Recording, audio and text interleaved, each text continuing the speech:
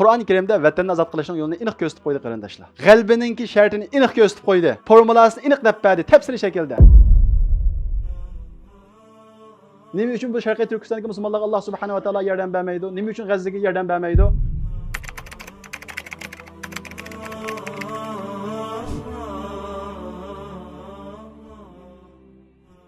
Qaranglarda bo'lgandek har hafta Allohning bir go'zal ismini o'rganish orqali Allohga bo'lgan tunishimizni cho'nqurlashtiryapmiz. Chunki biz har hafta ta'kidlab kelyapmiz, bizning iymonimizning yiltizi Allohni qanchalik tunug'anligimizga bog'liq. Alloh cheklagan ishlarni yanalishimiz va yananmasligimiz bizningki Allohni qanchalik tunug'anligimizga bog'liq. Ko'pinchimiz Alloh buyurgan ishlarni bilamiz, ko'pincha yoshlar Alloh cheklagan ishlarni biladi, harom ishlarni biladi. Lekin nima uchun haromdan o'zini tortolmaydi? Nima uchun Alloh buyurgan ishni qilolmaydi? Sababi buyurgan zotga bo'lgan tunishi tuvan.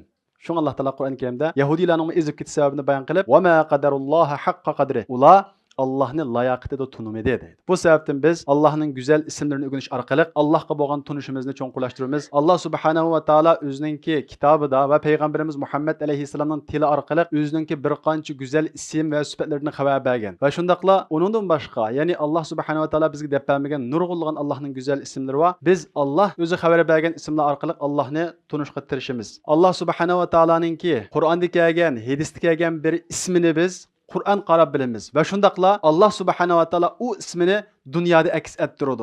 Bazı şəxsdə aks ettirdi, bazı bir hadislerde aks ettirdi. Mesela Allah Subhanahu ve Teala'nı biz şafi dedik, şifalıq bəgüçi dedik. Biz Allah Subhanahu ve Teala'nınki şifalıq bəgüçi ikənligini qandaq bilimiz? Şundaq kesel olğan vaxtımızda bir yerimiz ağrısa, tekşürsək, qınımızın şikayət çıxsa, nim bopdu deyimiz?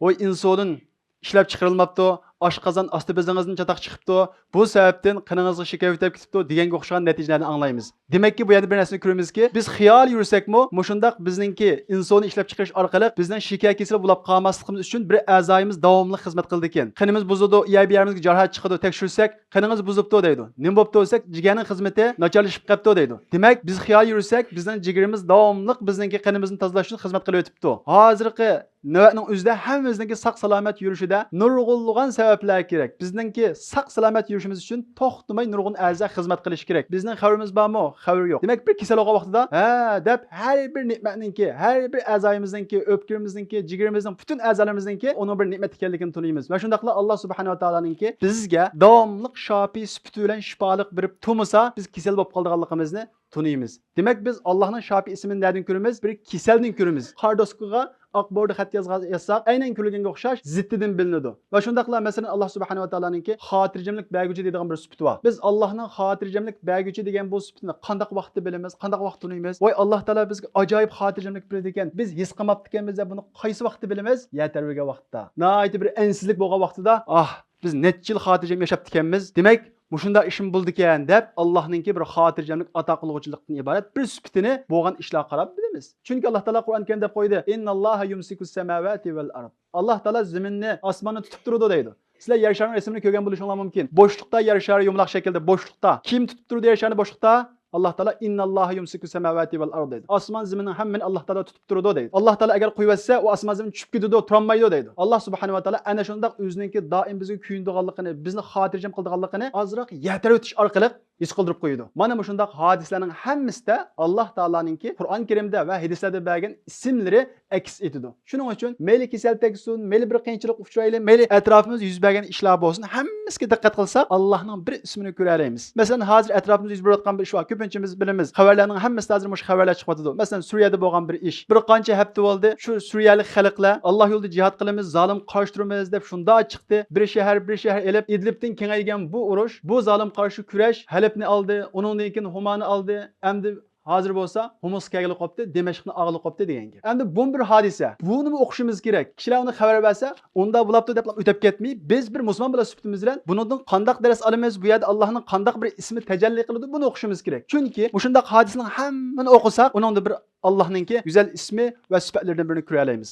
Qarab qiladigan bo'lsak, hamma odam e'tirof qilgan bir narsa. Mana mushu hadislarda biz Alloh subhanahu va taolaninki An-Nasir va An-Nasir degan ismi sifatini ro'shan ko'ra olamiz. Ya'ni Alloh subhanahu va taolo Qur'oni Karimda "Wa'tasimu billah huwa mawlakum Fani'mal mavla ve ni'man nasir. Allah'a mahkam yepishinglar. U Allah sizlarning eganglar. Allah nima degan yaxshi ega bo'lg'uchi, nima degan yaxshi madadkor, nima degan yaxshi nusrat ato qilg'uchi, nima degan yaxshi yordam berguvchi dedi Alloh taolo. Va shundaqla hadisdami payg'ambarimiz Muhammad alayhissalom Allohumma anta adudi va nasiri. Ey Alloh, sen menga yordam berguvchi dedi. Demak, bu oyatlarda va hadisda Alloh subhanahu va taolo o'zininki Nasir ismidan xabar berdi. Bu ism bizga nima deydi? Alloh subhanahu va taolo o'ziga ishongan kishilarga cho'qim yordam beradi. Bu tarixdan bu shunday keliglik bugun kunimizdami, 21-asrdami Alloh taoloning Nasir va Nasr ismi davomli tajalli qilib turadi. Lekin biz o'qimaymiz, tafakkur qilmaymiz, undan dars olmaymiz. U yerda unda olabdi, bu yerda udatlab ketamiz. Undan bir dars olmagandan keyin u yerda biz Allohning go'zal ismlarini ko'rmaymiz. Payg'ambarimiz Muhammad alayhisolamning hayotida qarab qoladigan bo'lsak, payg'ambarimiz Muhammad alayhisolam ana shundaq qumdek cheshib ketgan arablarning orasidan savodsiz bir inson, ana shu yerda tavhiddan iborat mana mushu davoni taqatdi, kengaydi. Eng oxirida yer sharininki 3dan 2 qismini qoplagan ilohiy adolatni o'rnatgan islomiy davlatdan birini qurib chiqdi. Alloh subhanahu va taolo Qur'oni Karimda payg'ambarimiz Muhammad alayhisolamga va uning sahobalariga nurg'unlagan jihatlarda kuchi oz bo'lsa-mu yordam berganligini xabar berdi. Va laqad nasarakumullohu bi badri va antum adilla. Alloh taolo sizlarga Badrda sizlar oz vaqtingizda yordam berdi dedi. Demak, mushuningda nima chiqadi? Allohning Nasir va Nasr ismi sifatlari ro'shan oshkora bo'ladi. Bu hamda Rasulullohning hayoti so'zlansa, undan boshqa islom tarixidagi nurg'unlagan g'albilar, ya'ni musulmonlarga Alloh taoloning Nasir sifati bilan bergan yordamlari, ya'ni bu ismininki aks etishi yuz bersa, bugun kunimizda hozirgi davr o'xshamaydi. 21-asr hamda bugun kunda biz musulmonlar unda g'alba qilolmaymiz. Hamma ishni dunyoning cho'ng kuchlari sizidi. Shu bo'yicha ishlarning hammasi ma'noda uning sirtiga chiqmaydi deb musulmonlar azroq erishgan g'alba qartami gumon bilan qaraydigan. Va shundaqla bu bir Yahudiyning o'yini va yoki kurasal kuchlar deb qo'ymasan, dunyoviy kuchlarning o'ynagan o'yin deb har bir narsaga suiqasd nazardan qaraydigan ba'zi bir qarashlar bor. Masalan, bugungi kunimizda bu masalalarni ikki xil tahlil qiladilar. Birisi deydi, bu Yahudiyning o'yini, bu musulmonlarni texnik tugatmoqchi deb tahlil qiladi. Buni kim tahlil qilyotdi? Bizning vatanimizdagi chiqqan medialar qarasangiz, dal shunday tahlil qilyotdi. Xitoy bu Yahudiyning o'yini deyotdi. Va shundaqla Turkiyadagi kommunistlarmi buni shunday tahlil qilyotdi. To'g'ri, dunyo kafirlari musulmonlarning g'albisi, musulmonlarning utuqlari qarta nurg'unlagan hiyla-mikr ishlatadi, suiqasd qiladi. Musulmonlar erishgan g'albalarni buzib o'tish uchun qo'ldan kelgan ishlarning hammani qiladi. Lekin ma dunyoning ishini kafirlar sizmaydi. O dunyoviy kuchlar qanchalik boylab kelsin, uni sizmaydi. Agar mush suiqasd nazariyasiga asosan bütün ishlarning hammani, bu ishlarning hammaning keyinda dunyodagi cho'ng kafirlar va yoki yahudiylar va deb hammaga mushunda qarab olsa, ma dunyodagi ishlarning hammasini Alloh emas, kafirlar urlashtirdi degan yerga boramiz. Bu vaqtda biz mush dunyoviy cho'ng ishlarning hammani Allohning to'yinda bir iloh qilib olgan bo'lamiz. To'g'ri? Baydab o'tganda kafirlar buni uchun hiyla-mikr ishlatadi. Ularni buzib o'tish uchun, o'zaro da'talashga solib qo'yish uchun, bu g'albining oxirini yo'q qilib o'tish uchun nurg'unlagan da'talashga soladi. Lekin Alloh subhanahu va taolo an-Nasir va an-Nasir o'zining bandalariga yordam berguchi. Kuch oz bo'lsa-mu, zolimlarga qarshi Alloh subhanahu va taolo yordam berguchi. Chunki Qur'on Karimda va ni'man nasir, Alloh eng yaxshi yordam berguchi dedi. Fiqh tarixda Alloh subhanahu va taoloning bu ismining namoyon bo'lganligini Afg'onistonda ko'rdik. Uningdan ilgari Bosniyada ko'rgan, bugungi kunda Suriyada ko'ryapmiz. Qarab baqinglar shu, masalan, Afg'onistonda aytsaqmi, Afg'onistonda musulmonlar shu Talibanlar g'alaba qilgandan keyin 20 yil jihad qilib g'alaba qilgandan keyin nurg'unlagan nazariyalar o'tirib qoldi. Voy,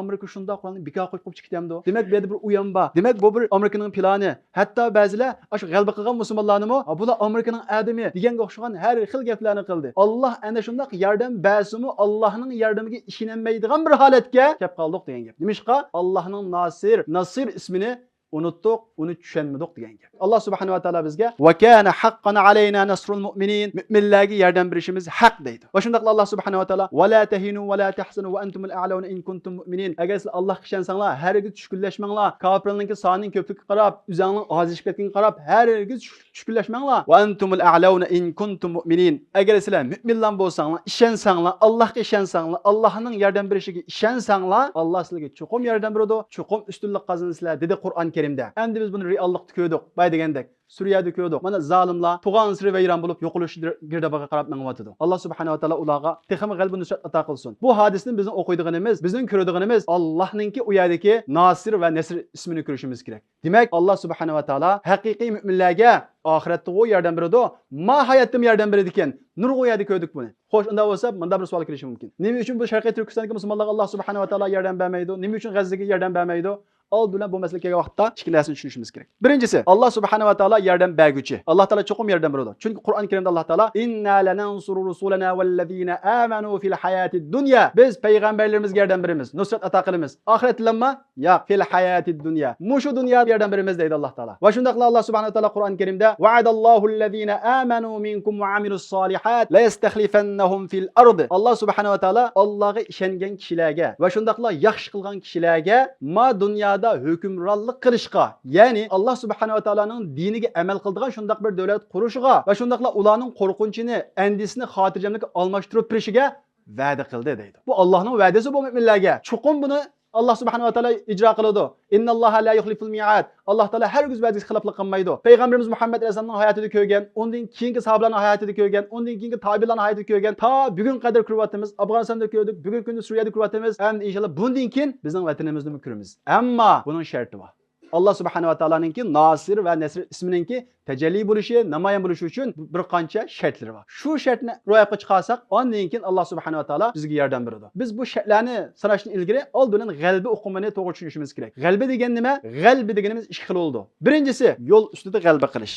İkincisi neticede g'alba qilish. Yo'l ustida g'alba qilish qanday bo'ldi desa, bir odam Allohga iymon aytib, yaxshi qilib, shu prinsipni chatnimay hayotini oxirlashtiradi ekan va shundaqla ustiga tushgan majburiyatni ado qilib shu yo'lda ketib qoladi ekan, u maydonda g'alba qilmasimi, natijada g'alba qilmasimi, u bir g'alba qilgan mu'min. Musaylimatul Kazzabning qishig'iga ikki odam kelgan.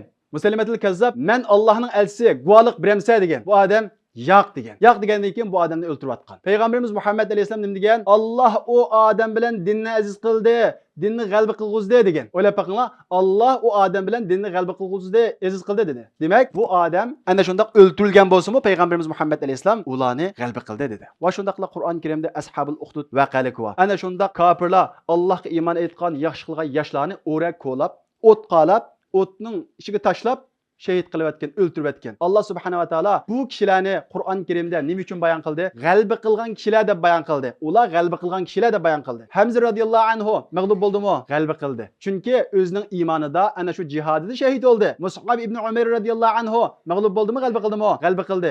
Ammo u vaqtda davlat qurilmagan-go, tex o'zining vataniga qaytmagan-go, Makka fathi bo'lmagan-go, bu g'alba emasmi? Bundaq emas. Bu g'albini chuqur men ko'rdim yoki uning mevasini men ko'rishim kerak deb qarab olsak, yana g'albini tushunmagan bo'lamiz. Biz tirishimiz, biz Allohning buyrug'ini bo'yicha sabablarni qilamiz. G'albaning yana bir turi bo'lgan, yo'l ustida g'alba qilishimiz mumkin. Xuddi Hamzaga o'xshash, xuddi Mashitaga o'xshash, xuddi Mus'abga o'xshash, nurg'ulg'an sahobalarga o'xshash. Ammo chuqum u g'alba ya bizga, ya bizning avlodlarimizga chuqum nisb bo'ladi inshaalloh. Ikkinchi g'alba qanday g'alba desa, u natijada maydonda g'alba qilish. Alloh subhanahu va taolo va'da qilgan g'alba her ikkilisi. Allah subhanahu wa taala müminlerge imanında mustahkem turadi ekan, onun qilgan amallarını qabul qilish orqali yo'l ustida bir odam shahid bo'lsa-mu, uni g'albaga hisoblaydi. Va shundaqla sabr qilsa va shundaqla nusratninki shartlarini ado qilsa, Alloh subhanahu va taala iymon etgan kishilarga Qur'on Karimda va'da qilgandek va shundaqla Qur'on Karimda takrar degandek mushu dunyoda g'alaba ato qiladi. Biz buni ko'rdik. Xo'sh, unda bo'lsa, buning shartlari nima? Alloh subhanahu va taolaning Nasir va Nasr ismininki tajalli bo'lishi uchun bizga Alloh subhanahu va taolo tarafdan yordam kelish uchun buning shartlari nima bo'lsa, birinchidan Allah Teala bunun şartlarını Kur'an-ı Kerim'de bayan kılıp iman ve yaxşı amel. Birinci şartı Allah Teala'nın yardımı iman ve yaxşı amel. Allah Teala Kur'an-ı Kerim'de vaadallah, Allah Teala va'da qildi, qalbini va'da qildi, nusratni va'da qildi. Yani vatanimizni azat qilishni va'da qildi. Kimga? Allazina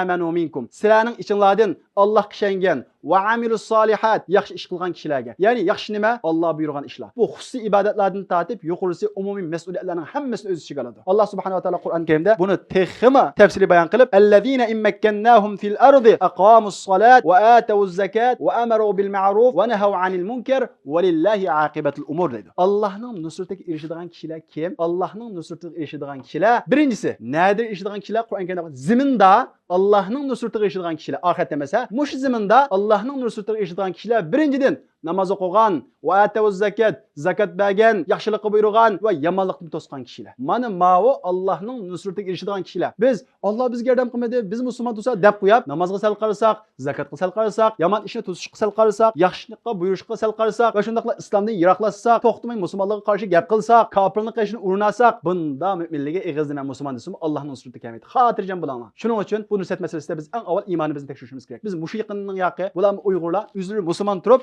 iymoni jihati ig'i chekilishi var. Biz mahal şekilde çekilişni mingiversak Allah'ın nusrati bizning kechikib ketaveradi. Esinglarda bo'lsin, biz navbatda aqlimiz bilan o'ylasak, sabab nuqtasini o'ylasak, Allohning yordamisiz vatanimizni ozod qilolmaymiz. Allohning yardım bo'lmaydi ekan, qancha tirishib o'qiyli, qancha tirishib pul topili, biz kuchimiz bilan hozir u zolimning kuchidan eshib ketalandik, tanglashalandik. Undaq emas. Ammo kuchimiz bilan tanglashmasakmi, zolimlar kuchli bo'lsa-mu, bizning sonimiz oz bo'lsa-mu, iymonimiz mustahkam turdi ekanmiz. Alloh taolo bizga degan u g'albining shartlarini ado qildi ekanmiz. Sonimiz oz bo'lsa-mu g'alaba qilamiz. Alloh taolo Qur'on Karimda deb qo'ydi: "Va laqad nasarakumullohu bi badri va antum azilla." Sizlar oz edinglar, xor edinglar. Alloh taolo sizlarga Badrda g'alaba bermadimi? Demak, amisi biz oz hozir, sonimiz oz. Agar biz nusratning shartlarini ado qildi ekanmiz, Alloh subhanahu va taolo xuddi Badrda g'alaba ato qilgandek, xuddi shu Afg'onistondagi musulmon xalqqa g'alaba ato qilgandek, xuddi bugungi kunimizda Suriya xalqiga g'alaba ato qilgandek bizga chuqur g'alaba ato qiladi. Buning birinchi sharti yordamni buningdan emas, faqat va faqat Allohdan kutish, Allohning yordam beradiganligiga ishonish va shundaqla iymonimizning taqozosi bo'yicha xususiy amallardan boshlab buyuk qo'limizdan keladigan butun mas'ullarning hammasini ado qilish bu nusratningki birinchi sharti. Ikkinchi sharti Allohning diniga yordam berish. Alloh subhanahu va taolo Qur'on Karimda: "Ya ayyuhallazina amanu in tansurulloh yansurukum." Ey Allohga ishongan kishilar, agar sizlar Allohga yordam bersanglar, Alloh sizlarga yordam beradi deydi. Allohning nusratiga erishishimiz bormi? Allohning yordamiga erishishimiz bormi? Unda bo'lsa dinimizga yordam beramiz. Allohga yordam berish, uning diniga yordam berish bilan bo'ladi. Uning dinini taraqqiy qildirish bilan bo'ladi. Musulmonlarning orasini kuchlantirish bilan bo'ladi. Unda bo'lmaydi ekan, biz boshqa taraf qarab ekanmiz, Allohning nusrati bizga hargiz va hargiz kelmaydi. Uchinchi sharti, ya'ni vatanimizni ozod qilishning uchinchi sharti, Allohning bizga yordam berishining uchinchi sharti, xuddi bugungi Suriya xalqi erishgan g'alabaga biz mi erishsak bo'ladi? Nima uchun bizning ustimizda Allohning Nasir va Nasr ismi tajalli bo'lmaydi desak, uchinchi sharti buningki Qur'on Karimda bayon qilgan mutlaq fidokorlik. Qur'on Karimda vatanni ozod qilishning yo'lini aniq ko'rsatib qo'ydi qarindoshlar. G'albiningki shartini aniq ko'rsatib qo'ydi. Formulasini aniq deb berdi, tafsili shaklda. Nima dedi? Alloh subhanahu va taolo Makka fatisini kutayotgan musulmonlarga qarta, ya'ni o'zining vatanining ozod bo'lishini kutayotgan musulmonlarga, sahobalarga qarta tuvandek nozil qilgan. Qul ey Muhammad, ayting, kimga Makka fathi bo'lsa bo'ladi, yurtim zeminim fathi bo'lsa bo'ladi, u yerdagi butlar chiqilsa bo'ladi deyotgan u sahobalarga ayting va shundaqla bizga o'xshash payg'ambarimiz Muhammad alayhisolamni payg'ambar deb tanigan bizga o'xshash xalqqa ayting: in kana abaukum va abnaukum va ikhwanukum va azwajukum. Agar sizlarga sizning dadanglar, bolalaringlar, qarindoshlaringlar, ayolinglar, tuqqanlaringlar maishga kirib qolsam, tijoratim oqmay qalamu, boshqalar tijoratimni qo'llamay qalamu deb shundoq oqmay qilishdan qo'rqayotgan tijoratinglar va masakinu taradawnaha, sizlar yaxshi ko'radigan uyinglar, yangidan uyingni yasadinglar va yoki yangidan uy oldinglar va yoki yangidan turmushinglar yetib tushib, hamma ish iziga tushdi. Mana shunda xotirjam bo'lgan uyinglar ahabba ilaykum minallohi va rasulihi va jihadin fi sabilihi. Alloh va Allohning elchisi va Alloh yo'lida kurash qilish, jihad qilishdan suyumlik bo'lib qolsa, ya'ni Alloh yo'lida kurash qilishdan, Alloh yo'lida jihad qilishdan mana shu narsaga tortishib qolsanglar, dadam bey deb tortishib qolsanglar, ayolim bey deb tortishib qolsanglar, uyam bey deb tortishib qolsanglar, fatarabbasu, kutinglar deydi Alloh taolo. Sizga g'albi yo'q deydi. Endi o'zimizga bir qarab boqishimiz kerak. Alloh taolo bizga nima yordam bermadi? Nima uchun ajaba bu Allohning Nasir sifati o Halabda, o Suriyada namoyon bo'ldi, Afg'onistonda namoyon bo'ldi. Nima uchun bizda namoyon bo'lmadi deganlar o'zimiz so'rab boqaylik. Qalbimiz rost hozir biz vatanimiz uchun ana shundoq Alloh yo'lida tortishmay, ko'zimizni yumib mang'alaydigan holat keldikmi? Agar hamma shunday holatga, ya ko'p sonliqimiz shunday holatga kelgan bo'lsak, biz Allohning nusrat yardaminingki shartlaridan bir shartni hozirlagan bo'lamiz. Agar unda bo'lmaydi ekan, Alloh taolo Qur'on Karimda deb qo'ydi: "Fatarabbasu, kutinglar" deydi. Vallohu la yahdil qawmal fasiqin. Alloh taolo bunda fosiqlarni hidoyat qilmaydi. Yo'l boshlamaydi, nusrat bermaydi. O'zini musulmon deb qo'yib, biz degan musulmon bo'lsak, nima uchun Alloh taolo bizga nusrat bermaydi deb qo'yib, o'zining ishini qiladigan. Bir ish vodisi badal to'lashni qochadigan, eng aqallisi bir kunda ozroq bo'lsin Qur'onni o'qimaydigan, iymonni kuchlantirish uchun tirishmaydigan. Mushunda turib faqat eg'izlan, men vatan uchun bir ish qilsam bo'ladi, bu vatan ozod bo'lsa bo'ladi deb qo'ysak, o'zimiz haqiqiy fidokorlik, qalbimizni rasmiy dunyoviy narsaga bog'lanib qilishni tozlayolmasak, kuchsak bo'ladi. Chunki Alloh taolo Qur'on Karimda fatarabbasu, kutinglar dedi.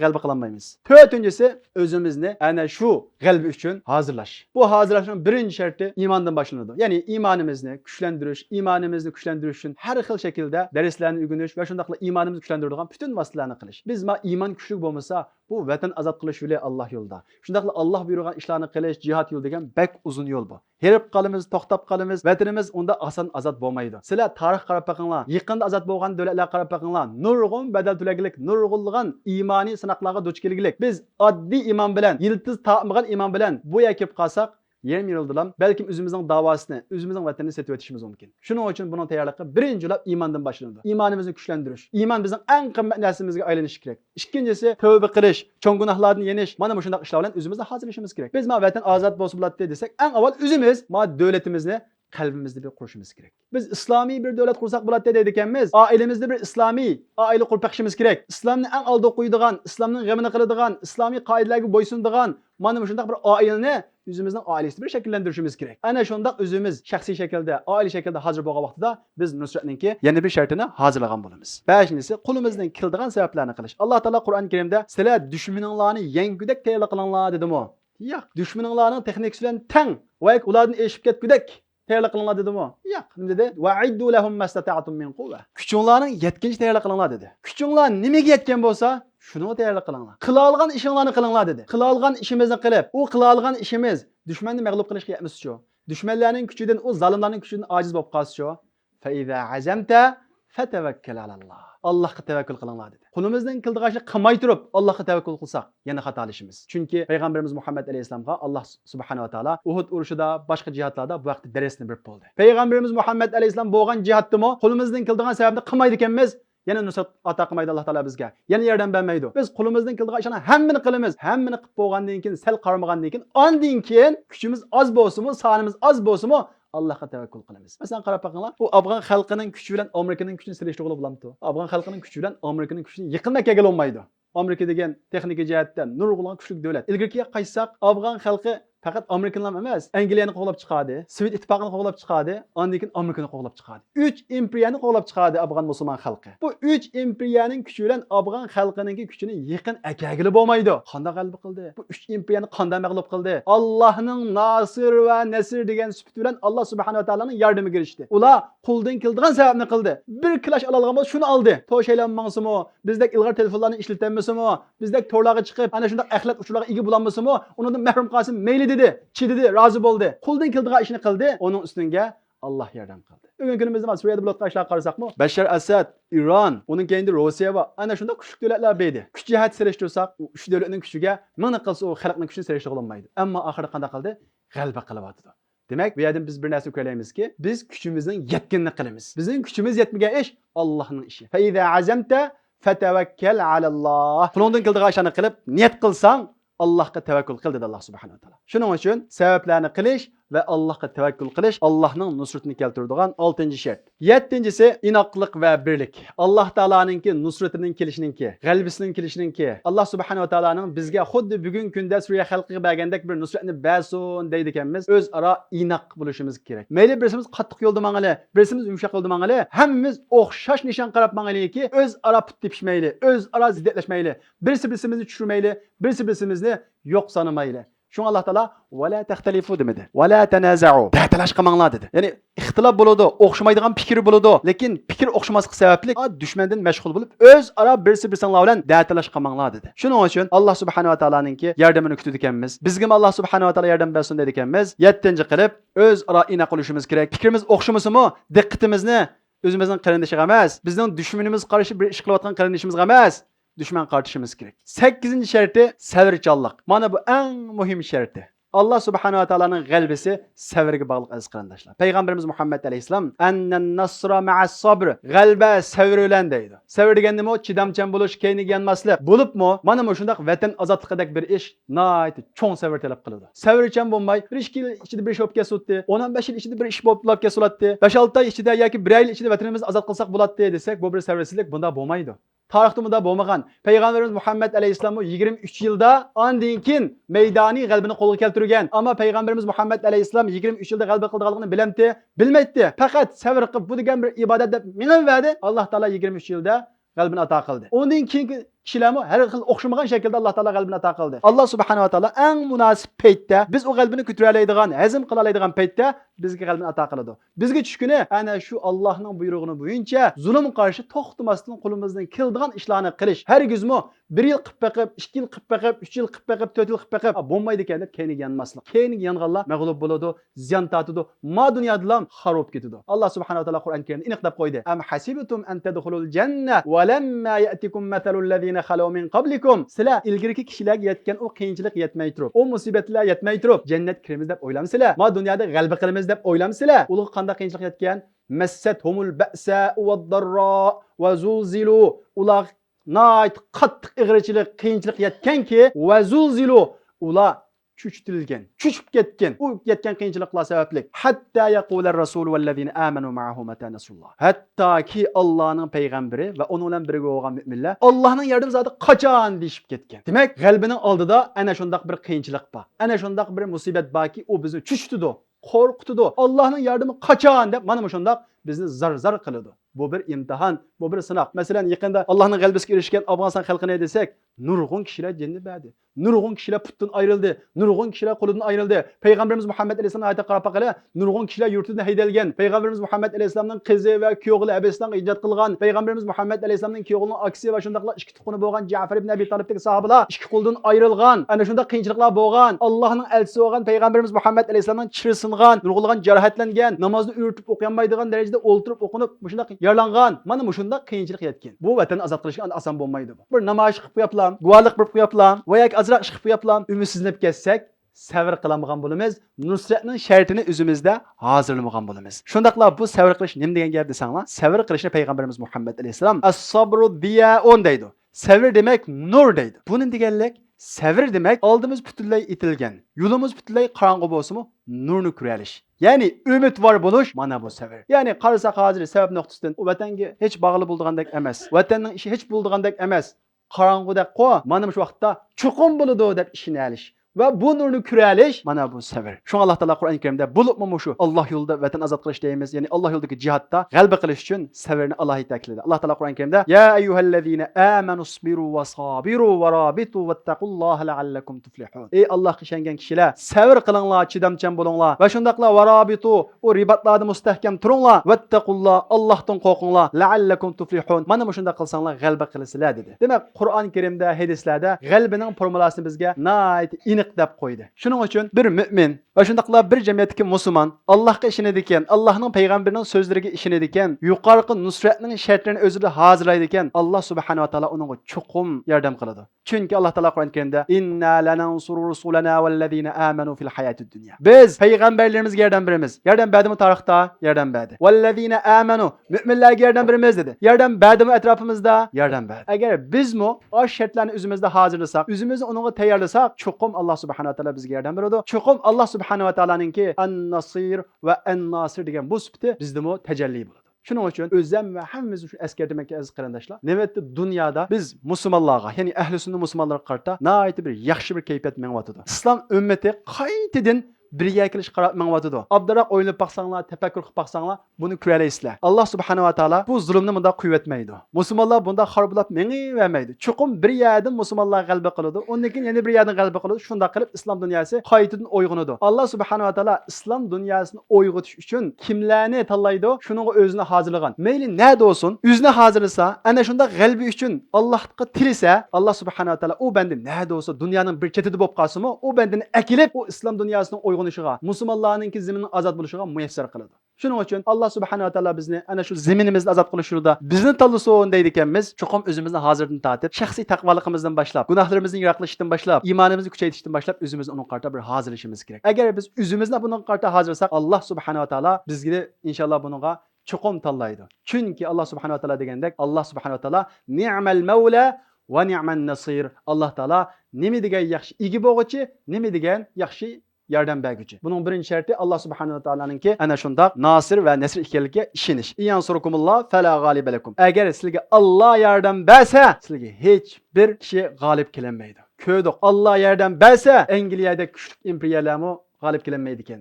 Alloh yordam bersa, Sovet ittifoqidek bir imperiyalarmi tenkelenmeydi ekan. Allah yordam bersa, Amerikadagi davlatlarmi tenkelenmeydi ekan. Allah yordam bersa, Rossiya, Iran birlashib, hammasi bilasizmi? Alloh subhanahu va taolo o'ylamagan shaklda ana shunday yordam beradi ekan. Shuningga ishonaylikki, Alloh bizga yordam bersa, Rossiya birlashsin, Xitoyga boshqa atrofdagi butun davlatlar birlashsin, uningga hech bir kishi Allohga g'olib kelinmaydi. Chuqum Allohning bandalari g'alaba qiladi. Allohning nusrati haq. Buning qarta qat'iy shubhaga tushmaylik. Chunki atrofimizda bo'lgan hadislar bizga buni ishorat qiladi. Aziz qarindoshlar, bu voqealikni o'qisak ajoyib darslar chiqadi. Biz hozir anamizni, dadimizni 10 yil yoki 20 yil kesib etsa, endi tugudoq deymiz. Endi kurashamugudekmiz deb o'ylaymiz. 40 yil bo'lganlar kurashdi. 42 yil bo'lganlar kurashdi. 30 yil bo'lganlar kurashdi. Alloh taolo buni ko'rsatib qo'ydi. Demak, bu bo'ladi ekan hayotda. Ko'rsatdi buni Alloh taolo. 10 yil kesdi, 20 yil kesdi, qat'iy umidlanmanglar. Alloh taolo chuqum yordam qiladi ekan. Yordam qildi ko'rdik. Şuna bunun qarta imanimizni qaytadan bir yangilayli. Azı qada suruşab ketgan bo'lsak, kenimizga yangan bo'lsak, endi bu Xitoy kuchlanib ketgudak, endi astag'inam yavishib, boshqa aralashmasak bo'lg'udak deb o'ylaganlar, Allohdan qo'rqinglar. Allohga tavba qilinglar. Chunki bu bir dars, bu bir tarix. Hozir bo'layotgani tarixiy bir ish va hammamiz uchun cho'ng bir dars. Shuning uchun qaytadan bir imonimizni biz kuchlantirishimiz kerak. Allohning nusratiga bo'lgan imonimizni qaytadan bir yangilayishimiz kerak. Va shundaqla Alloh subhanahu va taolaning jami ekanligi, zolimlarni chuqum halok qildiganligi va shundaqla biz ayrilgan u tuqqanlarimizdan bizni kurash qilganligiga haqiqiy ishonishimiz kerak.